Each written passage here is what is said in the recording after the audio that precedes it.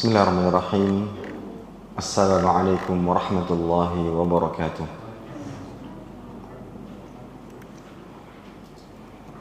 Alhamdulillahi ala ihsanih wa syukru lahu ala taufiqihi wa amtinanih. Wa ashhadu an la ilaha illallah wahdahu la syarika lahu ta'ziman li sya'nih. Wa ashhadu anna Muhammadan abduhu wa rasuluhu ad-da'i ila ridwanih sallallahu alaihi wa ala alihi wa sahbihi wa sallama tasliman katsira, amma ba'd. Para hadirin dan hadirat sekalian, Bapak Ibu, saudara-saudari kaum muslimin dan muslimat rahimani wa rahimakumullah taala. Alhamdulillah, senantiasa kita panjatkan rasa syukur kita kepada Allah Subhanahu wa taala atas segala limpahan nikmat dan karunia yang Allah Jalla wa Ala berikan kepada kita.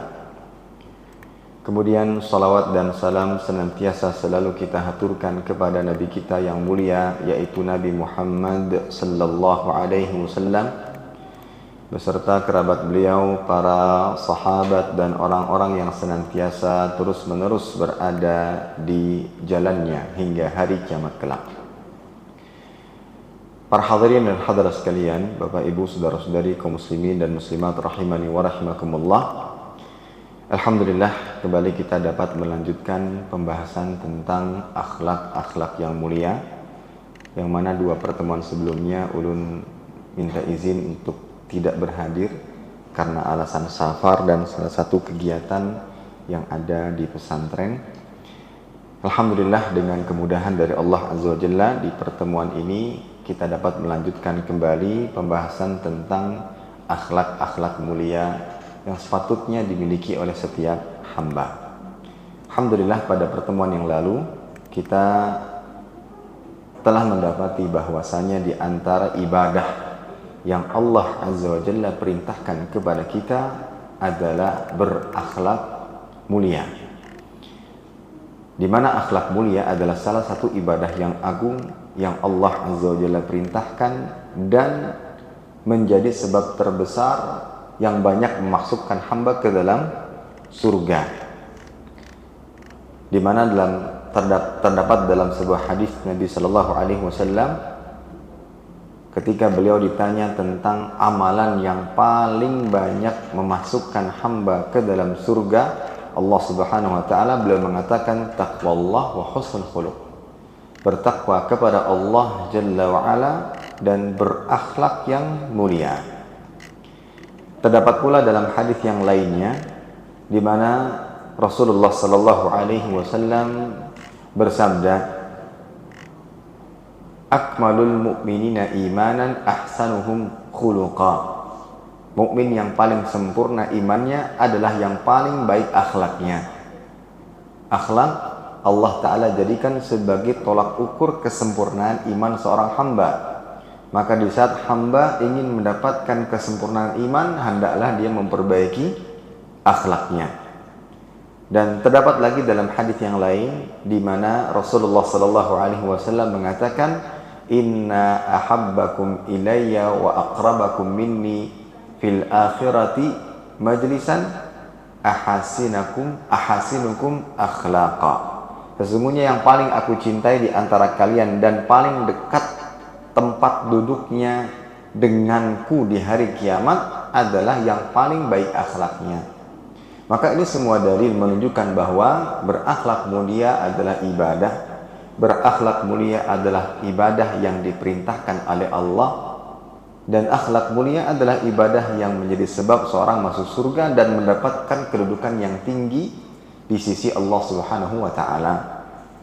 Nah, kemudian sebagaimana yang juga telah kita sampaikan di pertemuan yang lalu, bahwa berakhlak mulia tidak hanya ditujukan kepada makhluk, akan tetapi kita juga diperintahkan untuk berakhlak mulia kepada Sang Khalik, yaitu Allah Subhanahu wa taala, di mana seorang hamba dituntut untuk menjalankan perintah dan menjauhi larangan Allah. Dan itu adalah bentuk akhlak mulia seorang hamba kepada Allah Azza wa Jalla. Sebagaimana kita juga diperintahkan untuk berakhlak mulia kepada makhluk, kepada hamba-hamba yang beriman, bahkan kepada makhluk seluruhnya. Hasan al-Basri rahimahullah menerangkan tentang akhlak mulia. Beliau mengatakan kaful adza, badlun nada, wa talaqatul wajh. Tidak suka mengganggu, suka membantu, dan senantiasa berwajah ceria. Itu salah satu contoh seseorang yang berakhlak mulia. Maka dari sini kita dapati bahwa akhlak mulia tidak hanya ditujukan kepada sesama makhluk, akan tapi yang paling utama dan lebih utama adalah bagaimana seorang hamba berakhlak mulia kepada Sang Khalik, yaitu pencipta kita semuanya, Allah Subhanahu wa Ta'ala. Baik, itu sedikit ya mengulang apa yang sudah kita sampaikan di pertemuan sebelumnya. Kita juga sempat menyampaikan pilar-pilar akhlak mulia. Mudah-mudahan kita masih bisa mengingatnya ya berdasarkan apa yang sudah kita sampaikan sebelumnya.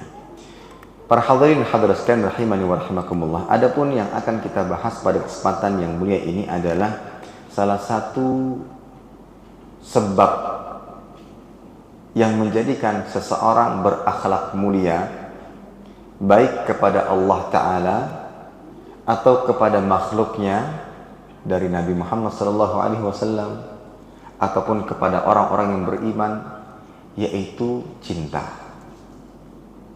Maka dengan bermodalkan rasa cinta, seseorang akan berakhlak mulia kepada Allah. Seseorang akan berakhlak mulia kepada Rasulullah SAW, dan begitu pula akan berakhlak mulia kepada orang-orang yang beriman. Baik, pertama kita akan bahas terlebih dahulu cinta kepada Allah, yang mana hal ini akan menjadi modal seorang hamba akan senantiasa berakhlak mulia kepadanya, akan senantiasa tunduk dan patuh kepadanya. Imam Ar-Raghib mendefinisikan cinta. Beliau mengatakan bahwasanya al-mahabbah ataupun cinta iradatu ma tarahu au tadhunnuhu khairan. Cinta itu adalah kecenderungan jiwa terhadap sesuatu yang dipandang atau diduga memiliki atau mendatangkan kebaikan. Maka di saat seorang hamba cinta kepada Allah Azza wa Jalla, maka tentunya dalam jiwanya terdapat kecenderungan jiwa, yang mana dia melihat dan memandang bahwa dengan mencintai Allah pasti akan mendatangkan kebaikan untuk hidupnya. Nah, itulah arti daripada cinta yang diterangkan oleh Imam Ar-Raghib rahimahullahu ta'ala. Baik, para hadirin dan hadirat sekalian rahimani wa rahimakumullah. Berbicara tentang cinta kepada Allah, maka cinta kepada Allah memiliki kedudukan yang sangat tinggi. Dia bukan hanya sekedar hiasan lisan di saat seorang hamba mengatakan aku cinta kepada Allah. Akan tapi diterangkan oleh Imam Ibnu Qayyim al-Jauziyah rahimahullah bahwa hiyal hayah allati man hurimaha fahuwa min jumlatil amwat. Jadi tatkala seorang mengatakan saya cinta kepada Allah Azza wa Jalla, itu bukan hanya sekedar ungkapan dan perkataan biasa. Imam Ibnu Qayyim al-Jauziyah mengibaratkan bahwasanya cinta kepada Allah itu adalah kehidupan. Kehidupan yang ada dalam diri seorang hamba yang beriman. Di saat seseorang tidak memiliki cinta kepada Allah, maka dia tergolong amwat. Apa itu amwat? Mayit, jasad tanpa ruh. Dia hanya hidup mengejar dunia. Bagaimana mungkin dia akan menjadi hamba yang berakhlak mulia kepada Sang Pencipta sementara dia tidak memiliki cinta di dalam hatinya kepada Allah Subhanahu wa ta'ala. Beliau juga mengatakan bahwasanya cinta adalah an-nur alladzi man faqadahu fahuwa biharudz dhulumat atau fahuwa fi biharudz dhulumat. Cinta kepada Allah Azza wa Jalla itu diibaratkan seperti cahaya yang apabila seorang hamba tidak memilikinya, sama halnya dia tidak memiliki cahaya dan dia berada dalam kegelapan, lautan kegelapan.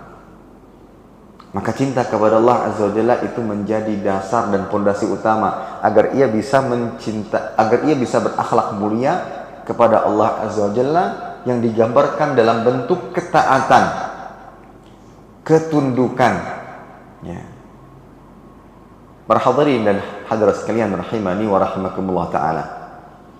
Allah Ta'ala mengatakan di dalam Al-Quran surat Al-An'am ayat 162-163. Qul inna salati wa nusuki wa mahyaya wa mamati lillahi rabbil alamin. La syarika lahu wa bidzalika umirtu wa ana awwalul muslimin. Allah Ta'ala katakanlah wahai Muhammad, sesungguhnya salatku, ibadahku, hidupku dan matiku hanyalah untuk Allah, Tuhan seluruh alam. Tidak ada sekutu baginya, dan demikianlah yang diperintahkan kepadaku, dan aku adalah orang-orang yang berserah diri atau sebagai seorang muslim. Disinilah arti sebuah cinta kepada Allah Azza wa Jalla yang menuntun hamba menjadi hamba yang senantiasa berakhlak mulia kepada Allah, yang ditunjukkan dalam ketaatan. Ayat ini mengatakan, katakanlah wahai Muhammad, kata Allah Azza wa Jalla, katakanlah sesungguhnya salatku, ibadahku, hidupku dan matiku hanya untuk Allah. Dan itu merupakan bukti cinta kepada Allah Azza wa Jalla. Sebagaimana kalau kita tarik dalam kehidupan kita, yang mana hal ini sangat dimaklumi bersama, ketika ada seorang laki-laki yang memiliki cinta yang begitu besar kepada seorang wanita, yaitu istrinya, maka dia akan melakukan apa saja yang diminta. Bahkan tanpa diminta sekalipun, dia rela berkorban untuk kebahagiaannya. Maka cinta inilah yang mendorongnya untuk apa? Berbuat ihsan kepada yang dicintai. Maka begitu pula tatkala seorang hamba memiliki cinta yang begitu besar kepada Allah Azza wa Jalla, maka dia akan menjadi hamba yang taat, menjadi seorang hamba yang berbakti, yang kita bahasakan berakhlak mulia kepada Sang Pencipta. Ya. Dan oleh karena itu kata para ulama, cinta kepada Allah Azza wa Jalla memiliki hukum fardu ain, wajib bagi setiap individu, di mana tanpa cinta ini dia tidak akan menjadi hamba yang tunduk, dia tidak akan menjadi hamba yang patuh dan taat. Bagaimana mungkin dia akan senantiasa takut kepada Allah sementara ia tidak mencintainya? Bagaimana mungkin ia akan menjadi hamba yang senantiasa patuh kepada Allah sementara tidak ada rasa tunduk kepadanya? Allah Ta'ala menyebutkan dalam surat At-Taubah ayat 24, menggambarkan ada sebagian orang yang jauh lebih mencintai selain Allah dibandingkan Allah. Allah katakan, Qul in kana aba'ukum wa abna'ukum wa ikhwanukum wa azwajukum wa ashiratukum wa amwalun ihtaraftumuha wa tijaratun takhshawna kasadaha wa masakinu tardawnaha ahabba ilaikum minallahi wa rasulih wa jihadin fi sabilihi fatarabbasu hatta ya'ti Allah bi amrih wallahu la yahdil qaumal fasiqin. Katakanlah, jika bapak-bapakmu, anak-anakmu, saudara-saudaramu, istri-istrimu, keluargamu, harta kekayaan yang kamu usahakan, perdagangan yang kamu khawatirkan kerugiannya, dan rumah-rumah atau tempat tinggal yang kamu sukai, lebih kamu cintai daripada Allah dan Rasulnya Sallallahu Alaihi Wasallam, dan lebih kamu cintai dibandingkan berjihad di jalannya, apa dampaknya? Maka tunggulah sampai Allah memberikan keputusannya, dan Allah tidak memberi petunjuk kepada orang-orang yang fasik. Itulah yang akan terjadi. Allah murka, dan bisa jadi Allah menurunkan azab dan siksanya. Sekarang apabila kita dapati ada di antara makhluk, ada di antara hamba yang sama sekali tidak memiliki rasa cinta kepada Allah Ta'ala, bagaimana mungkin ia akan mendahulukan Allah, mendahulukan perintahnya dibandingkan hawa nafsunya? Tatkala ada benturan antara apa yang Allah perintahkan dengan apa yang dia inginkan, kira-kira mana yang lebih dikedepankan? Tentu apa yang dia inginkan, hawa nafsunya, syahwatnya. Hal ini disebabkan karena dia tidak memiliki cinta kepada Allah Subhanahu wa ta'ala. Akan tapi kalau seandainya dia punya cinta kepada Allah, maka sebaliknya dia akan mengedepankan Allah Azza wa Jalla dibandingkan yang lainnya. Allah Ta'ala menyeru hayya 'alas salah, maka dia akan mendahulukan salat dibandingkan perkara dunianya. Ketika Allah perintahkan untuk puasa, ya ayyuhalladzina amanu kutiba 'alaikumus shiyam, dia akan tinggalkan syahwat pada makanannya untuk menjalankan perintah Allah Ta'ala tersebut.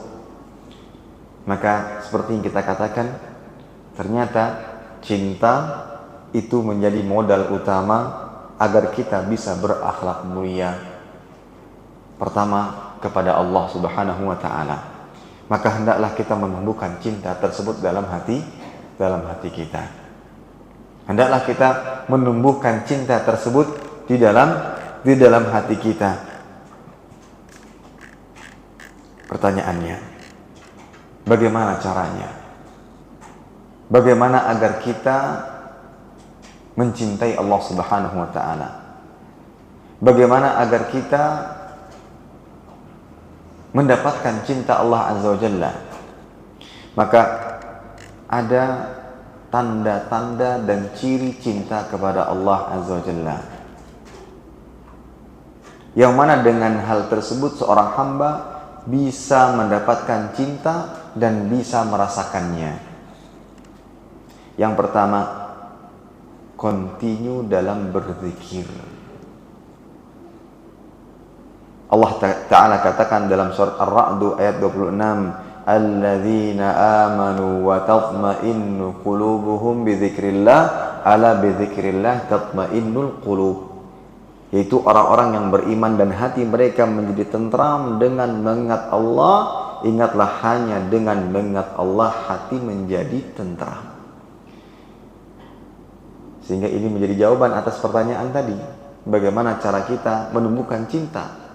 Maka memang harus berusaha. Salah satu bentuk usahanya adalah dengan mengingatnya. Seseorang yang sama sekali tidak pernah berzikir, tidak pernah membaca Al-Quran, bagaimana mungkin akan timbul cinta dalam hatinya?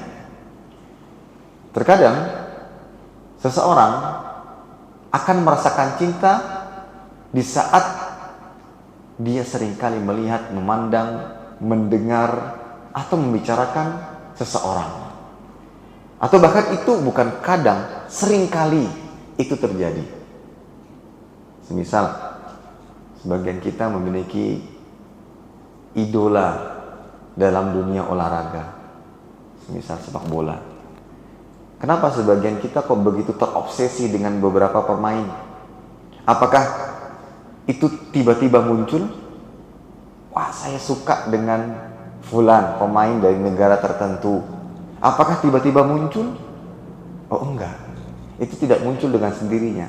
Tapi muncul kenapa? Karena terus dilihat, terus ditonton. Bahkan ada keinginan untuk mencari informasi tentangnya, bagaimana keluarganya, bagaimana penampilannya, bagaimana kehidupan sehari-harinya. Akhirnya dengan sebab itu semua muncul cinta. Maka begitu pula kalau kita ingin betul-betul mencintai Allah atau ingin timbul rasa cinta dalam hati kita, maka salah satu bentuk usaha kita adalah dengan senantiasa berzikir kepada Allah Subhanahu wa ta'ala. Senantiasa berzikir kepada Allah Subhanahu wa ta'ala. Dan di antara zikir yang paling afdal apa? Membaca Al-Quran. Itu zikir yang paling afdal. Membaca Al-Quran. Dalam perkataan Abdullah ibn Mas'ud radhiyallahu anhu, man ahabba an ya'lam annahu yuhibbullah falya'rid nafsahu 'alal Qur'an. Barang siapa yang ingin tahu apakah dia betul-betul mencintai Allah Azza wa Jalla, maka hendaklah dia menghadapkan dirinya terhadap Al-Quran. Apabila dia mencintai Al-Quran, fahuwa yuhibbullah. Kalau dia cinta kepada Al-Quran yang saat itu berada di hadapannya, dia adalah hamba yang betul-betul mencintai Allah. Kenapa? Karena Al-Quran merupakan kalamullah. Maka ini usaha dan upaya kita agar kita bisa merasakan cinta kepada Allah Azza wa Jalla. Ada perkataan, man ahabba syai'an aktsara min dzikrihi. Barang siapa yang cinta kepada sesuatu, lihat, dia akan terus-menerus menyebut-nyebutnya. Ya. Sebagaimana para orang-orang saleh, kita perhatikan, lisan mereka senantiasa rabban min dzikrillah, basah karena berzikir kepada Allah. Terus berzikir, terus beristighfar. Kalimat astagfirullah, subhanallah, Allahu akbar, Allahu musta'an. Itu kata-kata yang tidak pernah asing dari lisannya. Begitulah orang-orang yang hatinya terpaut selalu dengan Allah Azza wa Jalla. Keadaan apapun yang dialami senantiasa memuji Allah. Dapat nikmat, alhamdulillah bi ni'matihi tatimmus shalihat. Segala puji bagi Allah Azza wa Jalla, dengan kenikmatannya sempurna kebaikan-kebaikan. Dapat ujian juga, alhamdulillah ala kulli hal. Segala puji bagi Allah atas setiap keadaan. Tidak pernah lepas dari berzikir. Maka dengan terus-menerus mengingat Allah Azza wa Jalla, berzikir kepada Allah, nanti akan timbul cinta. Termasuk di antara bentuk berzikir adalah ya, kita mengingat bagaimana besarnya kenikmatan Allah yang Allah berikan kepada kita. Nikmat hidayah, nikmat petunjuk, mengeluarkan kita dari kegelapan menuju kepada cahaya. Kita ingat kembali kepada Allah, bersyukur kita kepadanya. Kita ingat Allah Azza wa Jalla juga atas kenikmatan dunia. Hingga saat ini kita bisa berdiri dan bisa bertahan sampai detik ini.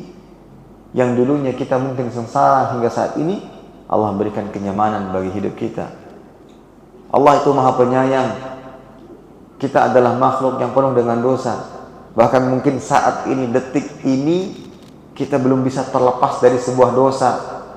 Namun Allah Ta'ala masih memberikan kesempatan untuk kita beramal saleh, agar dosa-dosa kita terhapus dengan amal saleh tersebut.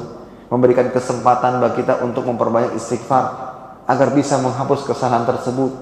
Kalau kita terus ingat-ingat Allah Azza wa Jalla, nikmat yang Allah berikan, anugerah yang Allah berikan, kita akan cinta kepada Allah Azza wa Jalla. Kita juga teringat, ternyata cinta Allah jauh lebih besar dibandingkan cinta seorang wanita terhadap anaknya. Sebagaimana tunjukkan dalam sebuah hadis, Nabi SAW mengatakan kepada para sahabat, bagaimana pandangan kalian, menurut kalian, pendapat kalian, apakah seorang wanita yang sedang menggendong anaknya tersebut tega melemparkan anaknya ke dalam kobaran api, sementara ia mampu untuk tidak melemparnya? Maka para sahabat tentu menjawab, tidak mungkin dia akan tega. Setelah para sahabat menjawab hal tersebut, merasakan bahwa seorang ibu memiliki cinta dan kasih yang begitu besar kepada anaknya, Nabi katakan, Allah arhamu bi'ibadihi min hadhihi biwaladiha. Allah itu lebih sayang kepada hamba-hambanya daripada lebih besar sayangnya kepada hamba-hambanya daripada sayang seorang ibu terhadap anaknya. Kita ingat itu, maka semakin besar pula cinta kita kepada Allah Azza wa Jalla. Maka ini langkah pertama agar kita ya cinta kepada Allah Azza wa Jalla. Kemudian langkah yang kedua adalah senantiasa mendahulukan cinta Allah di atas segalanya, di atas hawa nafsu ya. Kita mendahulukan cinta kita kepada Allah, mendahulukan syariat Allah dibandingkan hawa nafsu. Nabi Muhammad SAW mengatakan, la yu'minu ahadukum hatta yakuna hawahu taba'an liman ji'tu bi. Tidak sempurna iman salah seorang di antara kalian. Iman kepada Allah tidak akan pernah sempurna hingga hawa nafsunya mampu ia tundukkan untuk mengikuti apa yang dibawa, yaitu syariat Allah Subhanahu wa taala. Apa yang dibawa oleh Nabi Muhammad SAW, yaitu syariat Allah Subhanahu wa taala. Kemudian juga di antara bentuk melatih diri agar kita mencintai Allah adalah dengan berusaha untuk ridha atas segala macam kesulitan, atas segala macam ujian. Kita teringat akan sabda Nabi SAW, Inna 'idhamal jaza' ma'a 'idhamil bala wa inna Allah idza ahabba qauman ibtalahum. Sesungguhnya besarnya pahala sesuai dengan besarnya ujian, dan sesungguhnya apabila Allah mencintai suatu kaum, Dia akan menguji mereka. Ia ingat. Akhirnya dia melatih diri untuk ridha. Dia melatih diri untuk menerima. Pasti di balik ini semua ada hikmah-hikmahnya. Percaya ia kepada Allah Azza wa Jalla. Tumbuh cinta akhirnya. Akan tumbuh cinta. Nah, termasuk di antara bentuk usaha kita agar kita mencintai Allah Azza wa Jalla adalah berusaha untuk rindu berjumpa dengan Allah, dan berusaha untuk rindu agar bisa melihat wajah Allah. Dalam sebuah hadis Nabi SAW katakan, "Man ahabba liqa Allah, ahabba Allah liqa'ah." Barang siapa yang rindu dan suka berjumpa dengan Allah, Allah pun akan rindu dan suka berjumpa dengannya. Nah, inilah para hadirin dan hadirat sekalian rahimani wa rahimakumullah ta'ala. Cinta kepada Allah yang menjadi dasar dan modal utama agar ia bisa berakhlak mulia kepada Allah Azza wa Jalla. Dan poin-poin yang kita sebutkan tadi adalah bentuk usaha dan upaya kita agar kita bisa menumbuhkan rasa cinta. Menumbuhkan rasa cinta. Ya. Sederhananya begini saja. Coba kita perhatikan hidup kita. Kenikmatan-kenikmatan yang sudah Allah berikan hingga saat ini. Bagaimana dulunya kita berada dalam penyimpangan, saat ini sudah berada dalam petunjuk Allah Azza wa Jalla. Bagaimana kesusahan yang dulunya kita rasakan, saat ini sudah dalam keadaan nyaman. Dengan senantiasa ingat atas nikmat Allah Ta'ala ini, akan tumbuh rasa cinta. Menjadi hamba yang senantiasa bersyukur kepada Allah Ta'ala. Tumbuh rasa cinta. Maka dengan ini semua, kita akan menjadi hamba yang berakhlak mulia. Bagaimana bentuk akhlak mulia kepada Allah? Seperti yang kita katakan tadi, adalah takwa. Menjalankan yang diperintahkan, menjauhi yang dilarang. Tidaklah Allah perintahkan sesuatu, maka Dia akan jalankan. Ketika Allah Ta'ala larang terhadap sesuatu, maka Dia berupaya untuk meninggalkan. Nah, inilah para hadirin dan hadirat sekalian rahimani wa rahimakumullahu ta'ala. Nah, selesai dengan cinta kepada Allah Azza wa Jalla, kita lanjut kepada cinta kepada Rasulullah sallallahu alaihi wasallam. Cinta kepada Rasul sallallahu alaihi wasallam ini juga termasuk di antara hal yang diwajibkan. Karena apa yang Rasul sallallahu alaihi wasallam bawa bagian daripada pedoman hidup yang dengannya seorang hamba tidak akan pernah tersesat selama-lamanya. Dalam sebuah hadis Nabi Muhammad SAW bersabda, "Taraktu fikum amrayn lan tadhillu ma tamassaktum bihima, kitaballah wa sunnata nabihi sallallahu alaihi wasallam." Aku telah tinggalkan kepada kalian dua perkara yang apabila kalian berpegang teguh dengan keduanya, kalian tidak akan pernah tersesat selama-lamanya. Yang pertama adalah kitabullah, Al-Quranul Karim, yang wajib kita jadikan sebagai pedoman, yang wajib kita taati. Segala macam perintah-perintah Allah Ta'ala yang ada dalamnya wajib kita taati. Dan di sana ada akhlak mulia yang harus kita jalankan dalam bentuk ketaatan. Makanya kita katakan tadi, salah satu modalnya untuk berbuat demikian, cinta. Maka begitu pula, termasuk yang kita wajib cintai, yang konsekuensinya adalah kita amalkan, kita jalankan, adalah cinta kepada Rasul sallallahu alaihi wasallam. Yang mana dengan berpegang teguh dengan apa yang beliau bawa, terdapat dalam sunnah Nabi sallallahu alaihi wasallam, seorang hamba tidak akan pernah tersesat. Seorang hamba akan senantiasa lurus. Mahabbatun Nabi sallallahu alaihi wasallam laysat mujarrad atifah amirah, bal hiya aslun asilun min usuluddin. Dikatakan ulama, mencintai Nabi sallallahu alaihi wasallam bukan sekedar perasaan sesaat atau hanya sekedar ungkapan untuk menunjukkan bahwa dia adalah umat Nabi sallallahu alaihi wasallam, bukan. Tapi dia merupakan salah satu fondasi pokok dalam agama. Cinta kepada Nabi SAW bukan sekedar emosi saat, bukan hanya sekedar kekaguman. Ketika kita kagum dengan seseorang, dengan begitu mudahnya kita mengatakan, saya cinta loh kepadanya. Namun ternyata kenyataannya itu hanya sekedar kekaguman sesaat, hormat sesaat. Bukan. Akan tapi cinta kepada Rasul sallallahu alaihi wasallam sebagaimana cinta kepada Allah, dalam arti dia adalah ibadah hati yang menjadi bagian daripada keimanan seorang muslim. Bahkan sebagai syarat untuk mendapatkan kesempurnaan iman juga. Nabi SAW mengatakan, la yu'minu ahadukum hatta akuna ahabba ilaih min walidihi wa waladihi wan nasi ajma'in. Tidak sempurna iman salah seorang di antara kalian sampai aku lebih ia cintai daripada orang tuanya, anaknya, dan seluruh manusia. Nabi SAW katakan, kecintaan manusia terhadapku harus jauh lebih besar. Kecintaan seorang hamba kepadaku harus jauh lebih besar dibandingkan cintanya kepada orang tua, anaknya, dan seluruh umat manusia. Barulah dengan sebab itu dia mendapatkan iman yang sempurna. Maka dari itu para ulama mengatakan cinta kepada Nabi SAW juga termasuk kewajiban. Sebagaimana cinta hamba kepada Allah Ta'ala tadi. Ya, sebagaimana cinta Allah Ta'ala cinta hamba kepada Allah Ta'ala tadi. Yang mana dengan cinta seorang hamba kepada Nabi SAW, ini juga yang akan mendorongnya untuk apa? Menaati apa yang Nabi SAW perintahkan dan menjauhi segala yang Nabi SAW larang. Kenapa demikian? Karena menaati Nabi SAW adalah perintah Allah. May yuti'ir rasula faqad ata Allah. Barang siapa yang taat kepada Rasul SAW juga taat kepada Allah. Allah yang memerintahkan. Allah Azza wa Jalla yang memerintahkan kita untuk taat kepada Rasul SAW.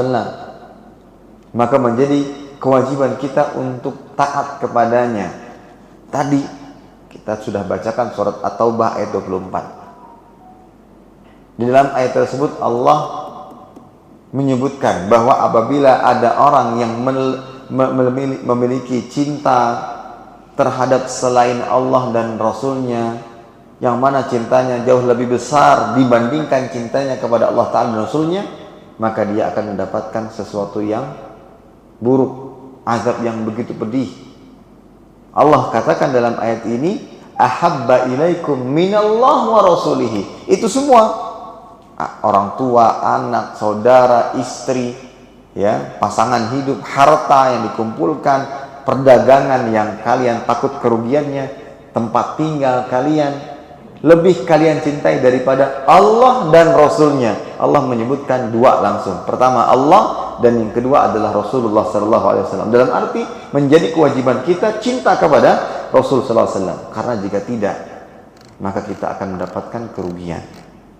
Ya, kita akan mendapatkan kerugian. Sekarang, bagaimana cara kita berakhlak mulia kepada Nabi? Maka sebagaimana poin pertama, yaitu menghadirkan cinta kepada Nabi Muhammad sallallahu alaihi wasallam. Menghadirkan rasa cinta kita kepada Nabi Muhammad sallallahu alaihi wasallam. Ya. Para hadirin hadirat sekalian rahimani wa rahimakumullah. Sebagaimana cinta kepada Allah juga, bagaimana cara kita agar cinta kepada Nabi? Bagaimana cara kita menumbuhkan rasa cinta kita kepada Nabi Muhammad sallallahu alaihi wasallam? Maka langkah yang pertama adalah dengan senantiasa mengingatnya. Bagaimana mengingatnya, Ustaz? Tidak didapati adanya firman ataupun ayat-ayat Nabi. Memang bukan berupa firman ataupun ayat, tapi kita bisa lihat pada hadis-hadis yang mengisahkan perjuangan Nabi Muhammad SAW di dalam memperjuangkan umatnya agar mereka bisa keluar dari kegelapan menuju cahaya. Para hadirin sekalian, kita ini adalah umat yang mendapatkan nikmat yang begitu besar. Dan nikmat tersebut adalah diutusnya Nabi kita yang tercinta, Nabi Muhammad SAW. Dulu manusia sebelum Islam datang, sebelum diutusnya Nabi Muhammad SAW, hidup dalam keadaan yang sangat-sangat buruk dan tercela, di mana tabiat manusia saja tidak dapat menerima apa yang mereka buat, apa yang mereka lakukan. Kesyirikan merajalela, kezaliman di mana-mana, seringkali terjadi pertumpahan darah, seorang wanita tidak dihargai. Idza busyira ahaduhum bil untha walla wajhuhu muswaddan wa huwa kadhim. Allah menyebutkan tentang wanita ketika salah seorang di antara mereka diberi kabar kelahiran seorang anak perempuan, walla wajhuhu muswaddan, maka wajahnya akan menjadi hitam karena amarah, karena benci. Itulah keadaan manusia sebelum Islam datang. Wanita dianggap suatu hal yang hina. Bahkan ada dalam ayat disebutkan bahwa mereka tega membunuh anak perempuan mereka hidup-hidup. Begitulah keadaannya. Maka di saat Allah Azza wa Jalla angkat dan utus seorang Rasul kepada kita selaku umatnya, yaitu yang bernama Muhammad ibn Abdullah, Rasulullah sallallahu alaihi wasallam, maka itu menjadi sebuah kenikmatan yang begitu besar. Liyukhrijana minadh dhulumati ilan nur. Allah utus ia untuk mengeluarkan kita dari kegelapan menuju kepada cahaya. Sekarang kita baca bagaimana perjuangan Nabi sallallahu alaihi wasallam. Kita baca sejarah hidupnya dari beliau dilahirkan hingga beliau meninggal dunia. Kita akan dapati begitu besar perjuangan Rasul sallallahu alaihi wasallam. Bagaimana beliau diganggu, diusik, bahkan akan dibunuh di tempat kelahirannya sendiri. Terdapat kisah yang menggambarkan betapa buruknya, betapa jahatnya perbuatan dan perilaku yang dilakukan terhadap Nabi sallallahu alaihi wasallam. Pernah saat beliau sujud, diletakkan di atas punggungnya ari-ari unta sebagai bentuk penghinaan kepadanya. Putri Nabi SAW datang dalam keadaan menangis, menyingkirkan darah dan segala macam yang ada di atas punggung Nabi SAW. Begitulah perlakuan mereka terhadap beliau. Nabi SAW berangkat ke Taif setelah mendapati bahwa dakwah beliau seringkali dihalang-halangi, disikapi dengan sangat tidak baik. Di kota Mekah beliau datang atau pergi ke Taif dengan harapan dakwahnya diterima, dengan tujuan juga untuk bisa mengumpulkan kekuatan. Ternyata yang beliau dapatkan tidak sesuai dengan harapan. Beliau pun terusir dalam keadaan penuh darah dalam tubuhnya. Kalau kita bertanya, apa sih tujuan Nabi SAW sebegitu gigihnya di dalam berdakwah? Yaitu tadi, untuk mengeluarkan kita dari kegelapan menuju kepada cahaya. Allah katakan, laqad ja'akum rasulun min anfusikum azizun 'alaihi ma 'anittum harisun 'alaikum bil mu'minin raufur rahim.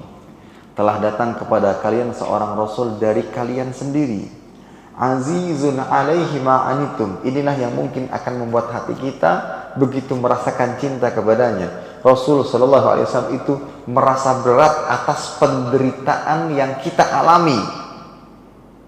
Padahal Nabi SAW pun menderita di balik perjuangannya dalam dakwah. Kita dapati penderitaan beliau SAW. Bagaimana penderitaan di Mekah, bagaimana penderitaan di Taif, hingga akhirnya beliau terusir dari tempat kelahirannya. Allah perintahkan ia untuk berhijrah, dan di tengah perjalanan itu juga mendapatkan kesulitan. Sampai di kota Madinah, perjuangan belum berhenti. Terjadi peperangan-peperangan. Salah satu peperangan yang cukup menyayat-nyayat hati kaum muslimin adalah perang Uhud. Disitulah Nabi SAW terluka parah. Pipi beliau tembus dengan anak panah, gigi beliau tanggal, hingga terdengar berita bahwa Nabi Muhammad SAW meninggal. Berat sekali. Ya. Dengan segala macam keadaan seperti itu, apa yang terjadi? azizun alaihi ma anittum. Nabi Muhammad SAW merasa berat atas penderitaan kita. Loh, masih saja memikirkan umatnya. Iya, begitulah Nabi Muhammad SAW. Beliau khawatir jika umatnya tidak bisa melihat cahaya, mendapatkan cahaya, tetap berada dalam kegelapan. Bahkan nanti pada hari kiamat saat di padang mahsyar, masih saja memikirkan umatnya. Di saat sebagian umatnya tidak dapat minum dari telaga beliau sallallahu alaihi wasallam, Nabi mengatakan, "Ana faratukum 'alal haud." Aku menunggu dan menanti kalian di telaga.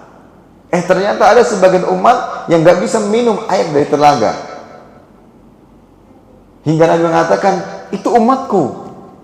Kemudian dikatakan kepada Nabi sallallahu alaihi wasallam, "Innaka la tadri ma ahdatsu," atau dalam riwayat lain, "ma baddalu ba'dak." Engkau enggak tahu wahai Nabi Muhammad apa yang mereka perbuat setelah meninggalmu. Apakah yang mereka ubah-ubah dalam agama setelah meninggalmu. Tapi yang kita garis bawahi bagaimana perhatian Nabi SAW, bagaimana cinta beliau kepada kita. Meskipun beliau sudah berjuang, menderita dalam tanda kutip, di balik perjuangannya untuk kita, ternyata beliau masih memikirkan kita.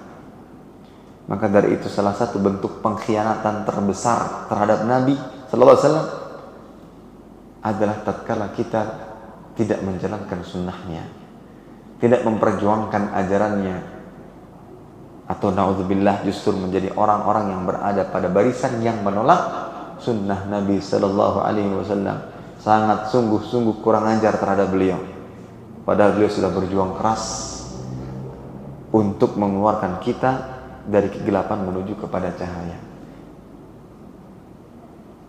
Apa sih buruknya tinggal dalam kegelapan itu? Kenapa kok kita kayak dituntut banget untuk mengejar cahaya, mengejar petunjuk? Saat ini Kalimantan Selatan sedang diuji. Terjadinya kebakaran lahan di mana-mana. Dan yang sungguh sangat menyayat hati adalah sebagian, Allah alam, sebagian besar atau sebagian kecil, itu karena ulah tangan manusia dengan sengaja. Ini salah satu contoh kecil. Manusia dalam kegelapan, hidup dalam kegelapan, tanpa ada aturan, tidak ada rasa takut, tidak peduli apakah apa yang dilakukan akan merugikan. Na'udzubillah kalau seandainya, na'udzubillah, akan kembali sebagaimana masa jahiliyah kala itu, yang dikatakan syirik di mana-mana, kezaliman merajalela, banyak terjadi pertumpahan darah. Apakah akan kembali kepada zaman tersebut? Na'udzubillah min dzalik. Itulah kenapa kita dituntut untuk mengejar cahaya. Jangan biarkan kehidupan kita dalam keadaan gelap gulita. Nah, kita ingat bagaimana perjuangan Nabi SAW. Nah, dengan mengingat-ingat hal ini, membaca sejarahnya, melihat kembali bagaimana perjuangannya Nabi Muhammad SAW, maka insya Allah akan tumbuh cinta. Beliau adalah teladan kita. Beliau adalah pahlawan kita. Dengan petunjuk yang ada, kita bisa mendapatkan ketenangan. Kita bisa menjalankan ibadah dengan baik, akhirnya tentram. Dan dengan cinta inilah, kembali kepada pembahasan kita, dengan cinta kepada Nabi SAW, kita akan berakhlak mulia kepadanya. Dan bentuk akhlak mulia kepada Nabi SAW adalah ta'atuhu fima amar wajtinabu ma naha anhu wa jazar, ya, wa alla yu'badallah wa ta'atuhu fima amar tasdiquhu fima akhbar wajtinabu ma naha anhu wa jazar wa alla yu'badallah illa bima syara. Bentuk akhlak mulia kepada Nabi Muhammad SAW adalah, ya, menaati apa yang diperintahkan olehnya, membenarkan segala hal yang diberitakan olehnya, itu Nabi Muhammad SAW, menjauhi apa saja yang dilarang olehnya, dan yang keempat, tidak beribadah kecuali apa yang disyariatkannya, yaitu Nabi Muhammad SAW. Begitulah bentuk cinta atau bentuk akhlak mulia kepada Nabi Muhammad SAW. Datang hadis dari Nabi, kita dapati hadis itu sahih, maka wajib kita benarkan, wajib kita terima. Datang hadis yang membicarakan tentang perintah dan larangan, wajib kita patuhi. Dan tidaklah kita beribadah, melakukan suatu ritual ibadah, kecuali berdasarkan apa yang disyaratkan oleh Nabi Muhammad SAW. Itulah bentuk apa? Akhlak mulia seorang hamba kepada Rasulullah Sallallahu Alaihi Wasallam. Nah, Ustaz, adakah lagi yang bisa menumbuhkan cinta kita kepada Nabi Sallallahu Alaihi Wasallam? Ada. Berharap berjumpa dengannya. Berharap berjumpa dengan Nabi Sallallahu Alaihi Wasallam. Selalu tanamkan dalam hati kita, ya Allah, berikan hamba kesempatan untuk bisa berjumpa dengan Nabi SAW di surga. Kira-kira pernah nggak kita meminta dengan permintaan tersebut? Minta bertemu Nabi. Kayaknya nggak terfikir. Kita terlalu fokus kepada diri atau dalam urusan dunia yang kita miliki. Kenapa kita tidak pernah berdoa dengan doa demikian? Dalam sebuah hadis Nabi Muhammad SAW bersabda, min asyadda ummati li hubban nasun yakununa ba'di yawaddu ahaduhum law ra'ani bi ahlihi wa malih. Di antara umatku yang paling besar cintanya kepadaku adalah orang-orang yang datang setelahku, setelah peninggal Nabi sallallahu alaihi wasallam. Salah seorang dari mereka ingin melihatku walaupun harus menukar keluarga dan hartanya. Ya, maksudnya meninggalkan dunia untuk bisa menaati Nabi SAW, dan itu menjadi penyebab ia mendapatkan kesempatan untuk bisa bertemu dengannya. Ya, untuk bisa mendapatkan kesempatan bisa bertemu dengannya. Ada sebuah cerita diceritakan oleh Aisyah radhiyallahu anha. Ada yang datang kepada Nabi Muhammad SAW dan mengatakan, ya Rasulullah, innaka la ahabbu ilayya min nafsi, wa innaka la ahabbu ilayya min waladi, wa inni la akuna fil baiti fa adhkuruka fama asbiru hatta atiya fa anzuru ilaik, wa idza dzakartu mauti wa mautak araftu annaka idza dakhaltal jannah rufi'ta ma'an nabiyyin, wa inni idza dakhaltul jannata khashitu alla arak. Falam yarud alaihi an-nabi sallallahu alaihi wasallam hatta nazala Jibril alaihi salam bihadhihi al-ayah, wa man yuti'illaha war rasula fa ulaika ma'al ladzina an'ama Allahu alaihim minan nabiyyin wasiddiqin wasyuhada'i wassalihin. Dikisahkan oleh Aisyah, ada seseorang yang datang kepada Nabi Muhammad sallallahu alaihi wasallam dan berkata, wahai Rasulullah, sesungguhnya engkau adalah sosok yang paling aku cintai bahkan daripada diriku sendiri. Engkau adalah sosok yang paling aku cintai bahkan daripada anakku sendiri. Dan sesungguhnya tatkala aku sudah tiba di rumahku, kemudian aku mengingat tentangmu, maka aku tidak sabar untuk kembali menjumpaimu dan memandang wajahmu. Ini adalah sahabat, ya. Jadi dia mengatakan, aku sangat cinta kepadamu wahai Nabi, lebih besar kecintaanku terhadapmu dibandingkan kecintaanku kepada diriku sendiri atau anakku. Dan kalau aku sudah pulang ke rumah, mungkin sebelumnya habis bertemu dan berjumpa dengan Nabi, bermajlis dengan Nabi, kemudian beliau pulang, tidaklah beliau sampai ke rumah kecuali merasakan rindu yang begitu besar, terus kepikiran dan tidak sabar untuk kembali berjumpa dengan Nabi Sallallahu Alaihi Wasallam. Dan kemudian beliau mengatakan, kalau aku ingat kematianku dan kematianmu, maka aku tahu engkau kalau masuk surga, engkau akan dikumpulkan bersama para nabi. Tapi kalau aku masuk surga, aku takut gak bisa berjumpa denganmu karena kedudukan yang berbeda. Ya, begitu besar sekali ya kecintaannya terhadap Nabi Sallallahu Alaihi Wasallam. Dia bukan hanya ingin masuk surga, bahkan kalaupun dapat kesempatan masuk surga masih ada kekhawatirannya. Kalau kita minta surga bagaimana? Ya Allah surga ya Allah. Kata Bapak yang paling bawah ini lah Bapak. Nah, yang penting surga sudah paling bawah kan 10 kali lipatnya dunia. Cukup gini. Itu memang sama sekali nggak menggambarkan cinta yang begitu besar terhadap Nabi SAW. Sahabat ini meskipun sudah diberikan kesempatan masuk surga, masih ada kekhawatirannya. Apa kekhawatirannya? Nggak bisa dikumpulkan bersama Nabi Sallallahu Alaihi Wasallam. Saat itu Nabi tidak langsung jawab. Beliau menunggu dan menanti hingga turunlah wahyu dari Allah yang dibawa oleh malaikat Jibril alaihissalam. Turunlah wahyu yang berbunyi, Allah mengatakan dalam surat An-Nisa ayat 69, "Wa may yuti'illaha war rasul." Barang siapa yang taat kepada Allah dan Rasul sallallahu alaihi wasallam, maka dia akan bersama orang-orang yang Allah telah berikan kenikmatan terhadap mereka. Siapa? Nabi, para nabi, orang-orang siddiqin, para syuhada dan orang-orang saleh. Oh, berarti orang saleh, orang-orang yang taat kepada Allah dan Rasulnya punya kesempatan apa? Berkumpul bersama Nabi Sallallahu Alaihi Wasallam. Maka bergembira sahabat tersebut setelah mendengarkan ayat yang Allah Ta'ala turunkan. Begitulah, kalau kita ingin terus mencintai Nabi, tanamkan dalam hati rindu untuk bertemu. Ya, rindu untuk bertemu. Dan tadi, bagaimana caranya Ustaz? Nah, kita katakan sebabnya. Sebagaimana kalau ingin cinta kepada Allah terus membaca ayat tentangnya, berzikir kepadanya, maka kurang lebih sama tatkala kita ingin cinta kepada Rasul sallallahu alaihi wasallam, maka baca sejarah hidupnya.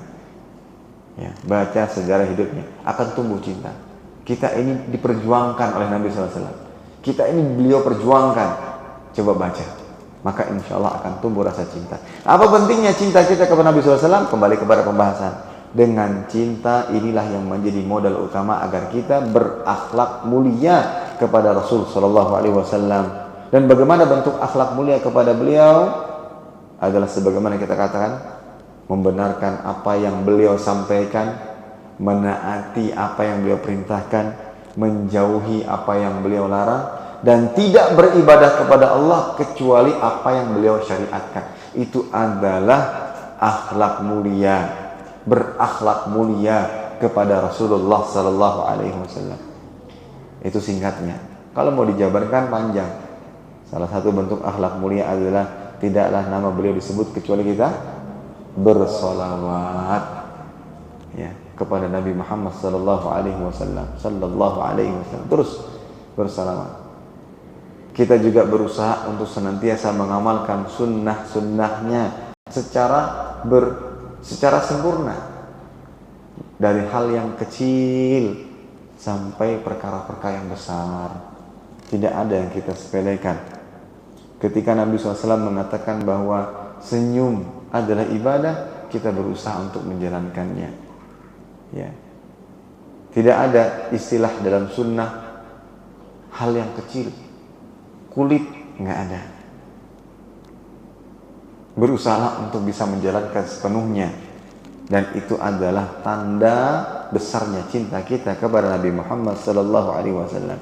Para sahabat itu pernah dalam suatu ketika melihat Nabi sallallahu alaihi wasallam sholat kemudian melepaskan sendalnya. Sahabat nggak banyak tanya, langsung mereka lepas sendal mereka masing-masing. Bagaimana maksudnya Ustaz? Apakah di masjid pakai sendal? Iya, di zaman Nabi sallallahu alaihi wasallam sholatnya pakai sandal. Karena saat itu ya lantainya adalah tanah. Masjid Nabawi lantainya adalah tanah. Maka Nabi dan para sahabat menggunakan sandal saat sholat. Dan itu termasuk di antara yang diperbolehkan. Terus sekarang bagaimana? Alhamdulillah sudah ada lantai, ada keramik, yang perlu lagi. Ya. Tapi kalau seandainya ada waktu dan kondisi kita di luar saat safar ingin sholat menggunakan sandal, silahkan. Ya. Misalkan sholat di pesawat. Ya. Kita mau pakai, misalkan ada tempat sholatnya seperti di beberapa maskapai Saudi misalkan, itu ada tempat sholatnya. Kita sholat mau pakai sepatu, silahkan saja. Nah, kalau itu Nabi SAW mau sholat lepas sandal, para sahabat nggak banyak tanya. Lihat Nabi lepas, mereka lepas. Mereka lepas. Nah, itulah ketundukan yang luar biasa ya kepada Nabi Muhammad SAW, hingga Nabi jelaskan, kenapa kalian lepas? Aku melepasnya karena aku mendapatkan berita dari malaikat Jibril bahwa di sandalku terdapat najis. Nah, ini para hadirin dan hadirat sekalian rahimani wa rahimakumullah taala. Baik, kemudian yang ketiga, yang terakhir, cinta kepada orang-orang yang beriman. Nah, ini juga termasuk di antara modal agar kita cinta atau agar kita berakhlak mulia antar sesama, yaitu cinta. Memang temanya cuma satu, cinta modal untuk berakhlak mulia, baik kepada Allah, kepada Rasulullah SAW, yang juga termasuk di antara kewajiban, dan termasuk juga di antaranya adalah cinta kepada orang-orang yang beriman, yang mana hal ini akan menjadi modal agar kita berakhlak mulia kepada orang-orang yang beriman, ya. Menjadi modal agar kita cinta atau berakhlak mulia kepada orang-orang yang beriman. Baik, mencintai orang-orang yang beriman ini juga termasuk perkara yang diperintahkan, ya. Sebagaimana tunjukkan dalam sebuah hadis, la yu'minu ahadukum hatta yuhibba li akhihi ma yuhibbu li nafsihi. Tidak sempurna iman salah seorang di antara kalian hingga ia mencintai bagi saudaranya apa yang ia cintai bagi dirinya sendiri. Ini dalil menunjukkan bahwa cinta kepada orang beriman juga termasuk kewajiban. Nah, sehingga menjadi kewajiban kita untuk mencintai orang-orang beriman karena keimanan mereka. Dan ini bentuk cinta hamba karena Allah Azza wa Jalla. Kita bukan mencintai mereka karena memang ada kebutuhan berupa harta, ingin dapat jabatan, promosi jabatan, bukan hanya sekedar karena mereka adalah anggota keluarga atau satu daerah, enggak. Tapi mereka adalah orang-orang yang beriman. Dan dengan cinta kepada mereka atas dasar keimanan, inilah yang akan menjadikan kita mendapatkan kesempurnaan iman. Dalam sebuah hadis Nabi mengatakan, "Man ahabba lillah wa abghadha lillah wa a'ta lillah wa mana'a lillah faqad istakmala al-iman." Barang siapa mencintai karena Allah, membenci juga karena Allah, memberi karena Allah, menahan tidak memberi karena Allah, maka dia telah menyempurnakan iman. Ya. Inilah para hadirin dan hadirat sekalian rahimani wa rahimakumullah. Apa faedahnya kita mencintai orang-orang yang beriman? Maka yang pertama, mendapatkan kesempurnaan iman. Sebagaimana sudah kita sampaikan, mendapatkan kesempurnaan iman. Ketika seorang hamba mencintai hamba lain, mencintai hamba orang beriman, maka dia mendapatkan kesempurnaan iman. Yang kedua, ketahuilah mencintai orang-orang beriman karena Allah adalah afdalul a'mal, amalan yang afdal, ya. Amalan yang paling afdal. Kemudian yang ketiga, keutamanya adalah ternyata mencintai orang beriman sebab kita mendapatkan cinta Rabbnya orang-orang beriman, yaitu Allah Azza wa Jalla. Ini keistimewaan lain. Mencintai orang beriman akan mendapatkan cinta Allah, haqqat mahabbati lil mutahabbaina fi. Berhak dua orang akan berhak untuk mendapatkan cintaku bagi mereka yang saling mencintai karenaku, kata Allah Azza wa Jalla dalam hadis qudsi. Maka tatkala kita saling mencintai karena Allah, itu menjadi sebab kita mendapatkan cinta Allah Azza wa Jalla. Luar biasa. Kemudian di antara keistimewaan lain adalah mendapatkan tempat yang mulia di hari kiamat nanti. Allah katakan, atau Rasulullah bersabda, "Inna lillah julasa'a yaumal qiyamah an yaminil arsy." Allah nanti memiliki orang-orang yang akan duduk, ya, di sebelah kanan arsy-Nya. Ya, wakilta yadaillah yamin, dan kedua tangannya adalah kanan. Ala manabir min nur, dekat dengan mimbar dari cahaya.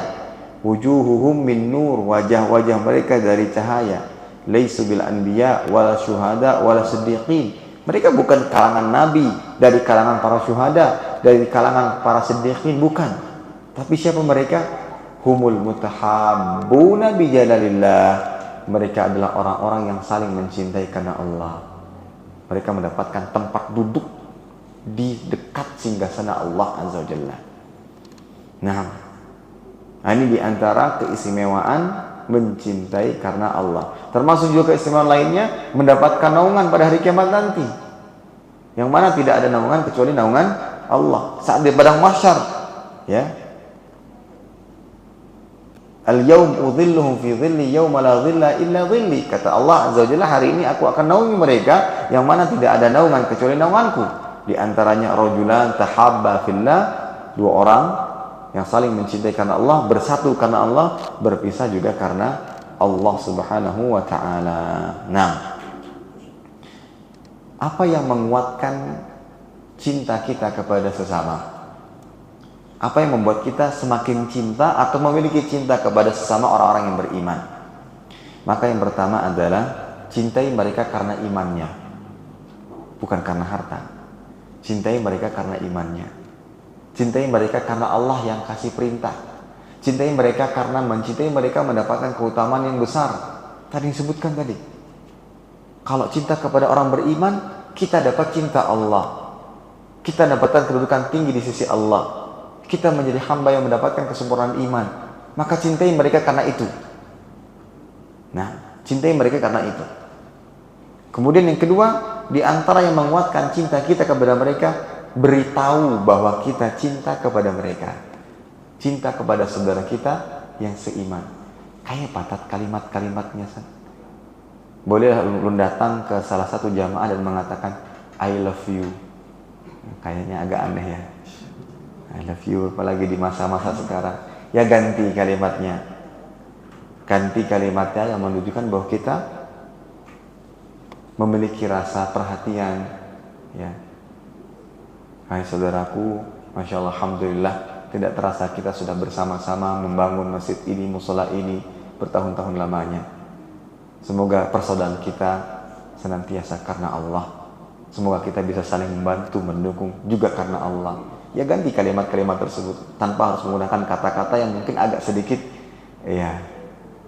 aneh di telinga kita. Meskipun kalau dalam bahasa Arab biasa, uhibbuka fillah, ya akhi, uhibbuka fillah. Jadi kalau diartikan dalam bahasa Indonesia mungkin agak sedikit canggung, ya. Tapi memang ada perintahnya. Idza ahabba ahadukum akhahu fillah falyu'limhu. Ketika kita cinta kepada saudara kita karena Allah, kasih tahu dia. Nah, tapi tadi mungkin bisa diubah kalimat-kalimatnya.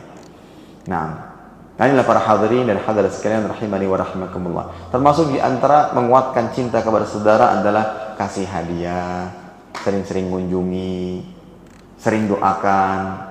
Nah, maka insya Allah hal ini akan menjadi sebab kita mencintai. Nah, kalau sudah kita punya cinta kepada Allah, cinta kepada Rasulullah, cinta kepada orang beriman, maka ini akan memudahkan kita untuk berakhlak mulia kepada mereka, insyaallah taala. Wallahu taala alam bisawab. Insyaallah kita akan lanjutkan di pertemuan berikutnya, ya. Dan kita akan membahas tentang adab. Nah, ini menjadi pertanyaan. Kan sudah dibahas akhlak. Kok mau dibahas lagi adab? Apa bedanya antara akhlak dan adab? Apa kolerasinya? Apa hubungannya?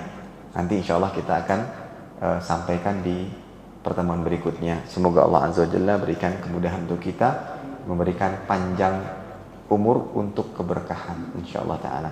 Mudah-mudahan bermanfaat. Kurang lebihnya maaf. Kita tutup dengan doa kafaratul majlis. Subhanakallahumma bihamdika asyhadu an la ilaha illa anta astaghfiruka wa atubu ilaik. Wassalamualaikum warahmatullahi wabarakatuh.